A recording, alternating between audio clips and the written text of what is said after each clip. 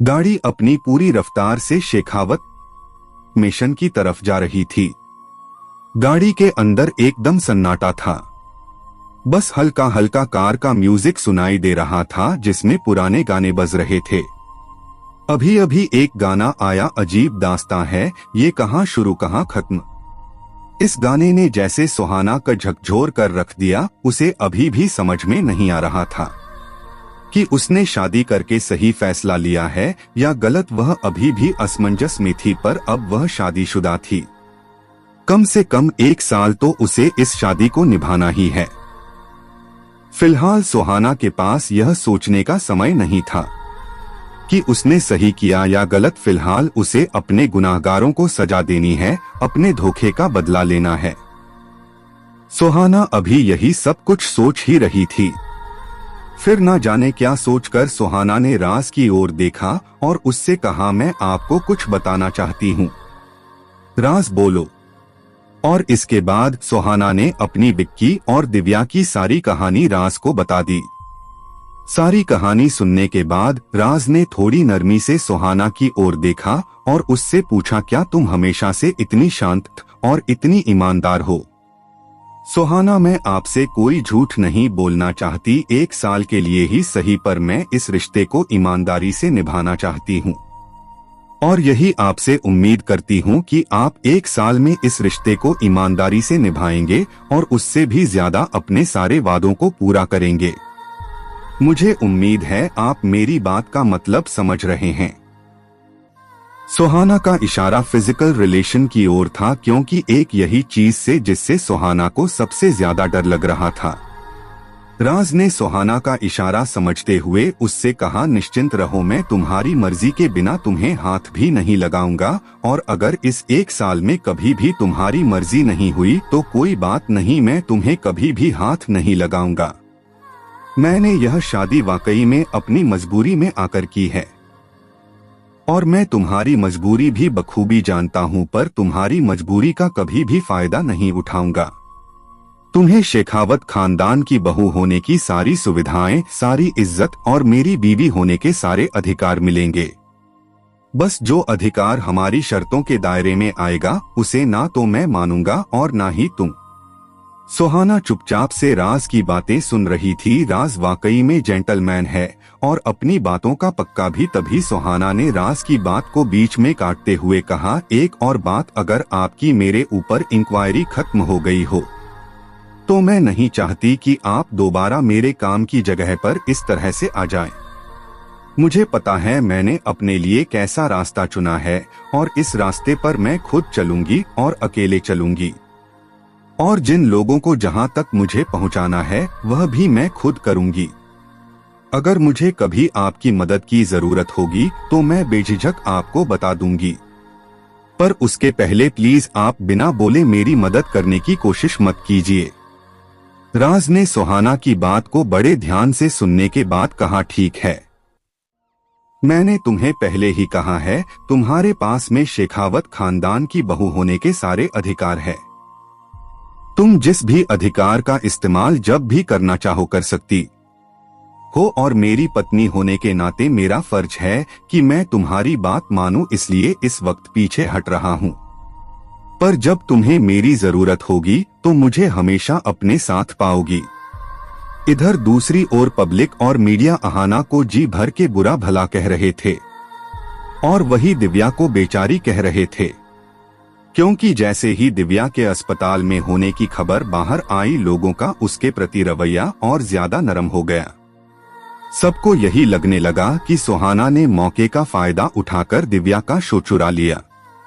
अभी यह सब कुछ डिस्कशन चल ही रहा था कि तभी अचानक से मीडिया में एक आर्टिकल पब्लिश। यह आर्टिकल शहर के सबसे बड़े मीडिया हाउस ने पब्लिश किया था, जिसमें एडिटर ने सुहाना को सराहते हुए लिखा था कि भले सुहाना ने किसी और के नाम पर डांस किया, वह उस पर फिलहाल कोई कमेंट नहीं करना चाहता, क्योंकि सच्चाई उसे नहीं पता है और सारी चीजें जो है वह सिर्फ और सिर्फ अनुमान है, फैक्ट नहीं।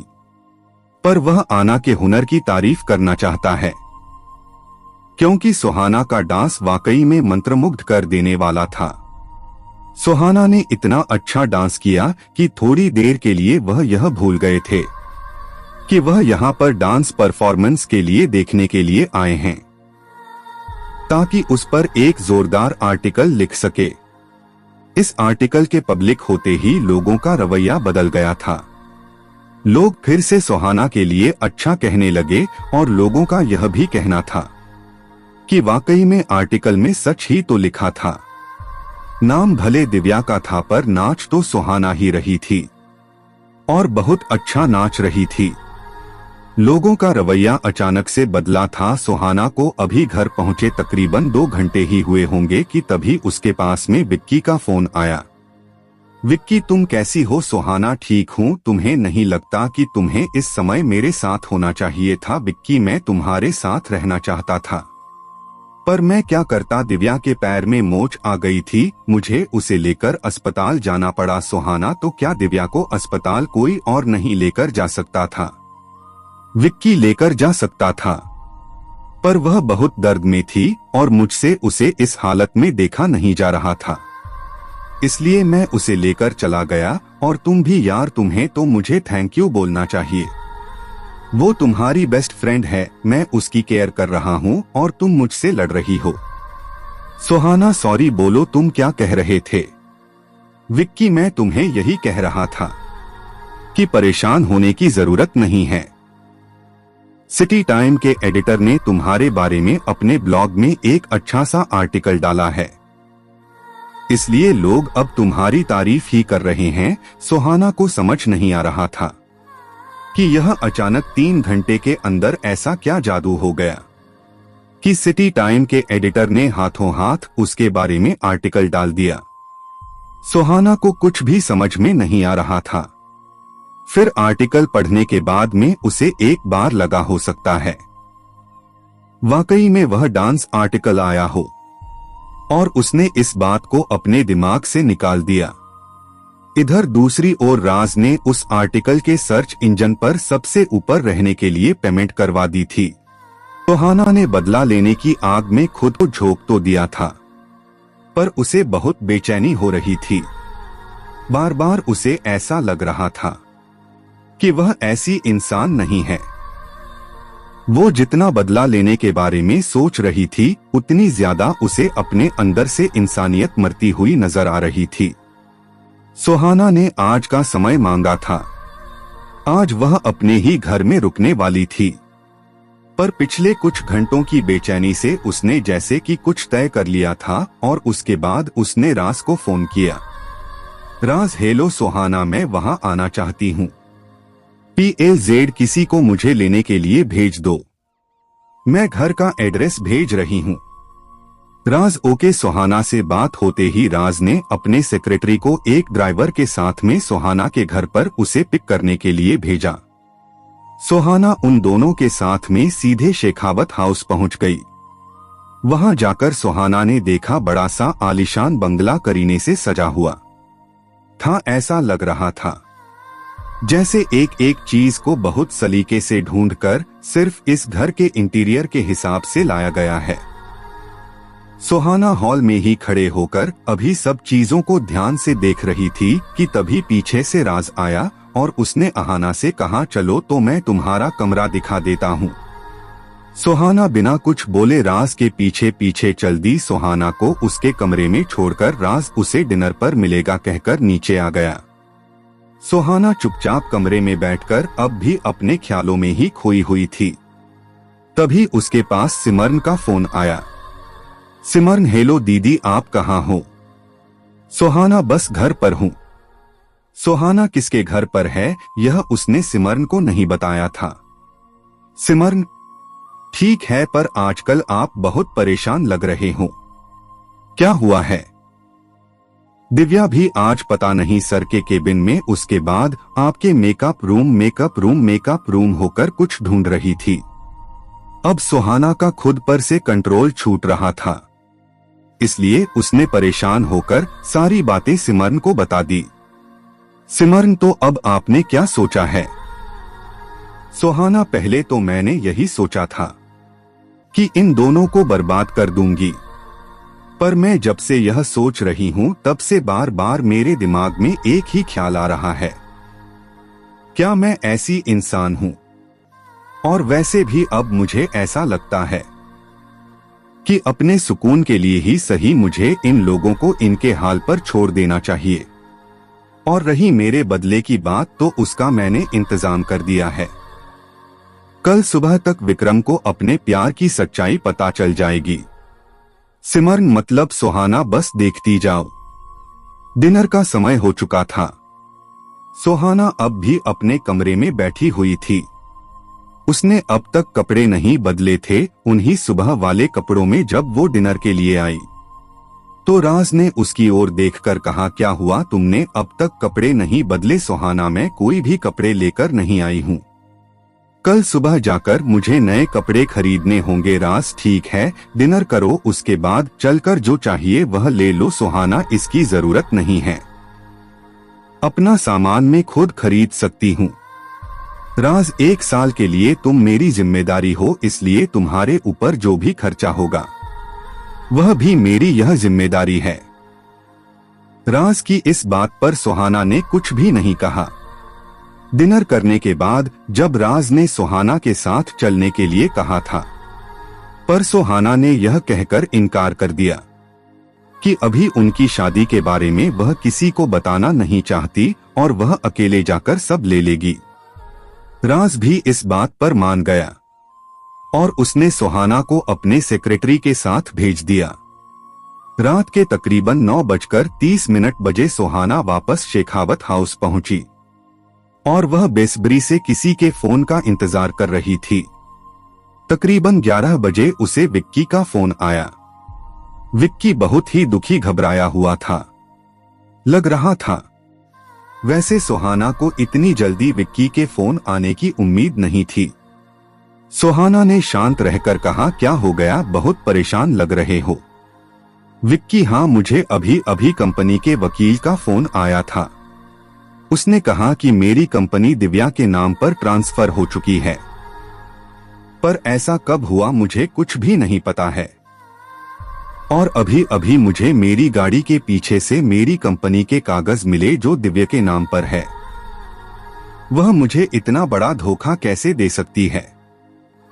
मुझे कुछ भी समझ में नहीं आ रहा है। मैं क्या करूं, कहां जाऊं, किससे मदद मांगूं? विक्की उम्मीद कर रहा था सुहाना उसको इस तरह परेशान होता देखकर शायद कहेगी कि वह अपने घर वालों से पैसा लाकर उसे दे देगी या किसी और तरीके से फाइनेंशियली उसकी मदद कर देगी। कोई और समय होता तो शायद सुहाना कर भी देती, पर अब नहीं। विक्की ने आगे कहा, प्लीज मेरी बात का बुरा मत मानना, पर क्या तुम मुझे बता सकती हो कि तुम्हारे पास इस समय कितनी सेविंग है? अगर दिव्या इस ऑफिस को हथिया लेती है तो मुझे कम से कम अपना नया ऑफिस सेट करने के लिए एक जगह तो चाहिए ही होगी। इस समय पर मैं तुम्हारे अलावा किसी और पर भरोसा नहीं कर सकता। विक्की बोले जा रहा था और सुहाना बिना कोई जवाब दिए चुपचाप सुन रही थी। जब विक्रम ने बोलना बंद किया तब सुहाना ने कहा, सुहाना, तुम दिव्या के प्यार में इतने अंधे हो चुके हो कि तुम्हें पता ही नहीं चला कि उसने कब तुमसे दस्तखत करवा लिए और कागजों को तुम्हारे ही घर में अपने पर्स में रखकर तुम्हारे साथ बिस्तर पर सोती रही। यह शब्द सुनकर विक्की पूरी तरह से चौंक गया। वह समझ चुका था कि एक ही झटके में उसकी कंपनी और उसके सोने के अंडे देने वाली मुर्गी दोनों उसके पहुंच से दूर जा चुके हैं। विक्की ने लड़खड़ाती हुई जबान से कहा, यह तुम क्या कह रही हो? ये क्या बकवास है? सुहाना, तुम ऐसा सोच भी कैसे सकती हो?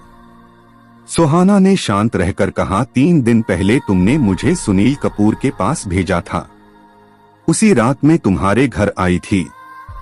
सुनील कपूर ने मेरे साथ कुछ नहीं किया और मैंने तुम्हें और दिव्या को साथ में देख लिया था।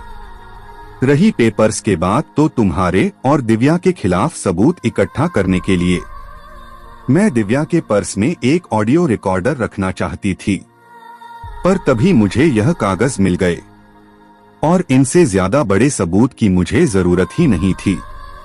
इसलिए उन पेपर्स को तुम्हारे कार की बैक सीट पर आज के शो के बाद मैंने ही रखा था।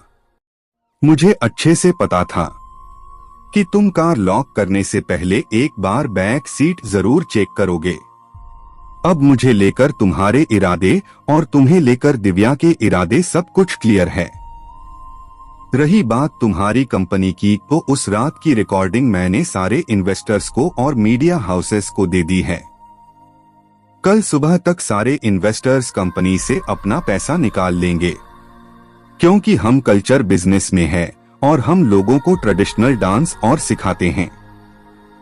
और ऐसी किसी भी एकेडमी में जहां पर कल्चर को फॉलो ना किया जा रहा हो, कोई भी इन्वेस्टर अपना पैसा नहीं लगाएगा। तो सुबह तक दिव्या के हाथ से कंपनी भी चली जाएगी। इसलिए सिर्फ अपना ही नहीं, दिव्या को भी कह दो वह अपना सामान भी वहां से बांध ले। और रही उसकी इज्जत की बात, तो कल तक मीडिया उसे भी अच्छे से नोच नोच कर बर्बाद कर देगी। और आखिरी बात अब तुम्हारी और मेरी बात, तो यह आखिरी बार तुम मुझसे बात कर रहे हो। आज के बाद मुझे कॉल करने की हिम्मत मत करना। सुहाना ने बिना कुछ लड़े, बिना कोई तमाशा किए महज 1.5 दिन के अंदर विक्की, दिव्या और रेनबो डांस एकेडमी को पूरी तरह से बर्बाद कर दिया था। विक्की से बात करने के बाद सुहाना फूट कर रोई, जैसे उसने अपने रिश्ते को आखिरी श्रद्धांजलि दे दी हो। अगली सुबह जब सुहाना जागी, तब तक उसने यह तय कर लिया था कि चाहे किसी भी तरीके से हुई हो, पर उसकी शादी तो हो चुकी है। अब वह कम से कम 1 साल तो इस शादी को निभाने की कोशिश करेगी। नहीं तो 1 साल बाद क्या होना है, यह तो पहले से ही तय हो चुका था।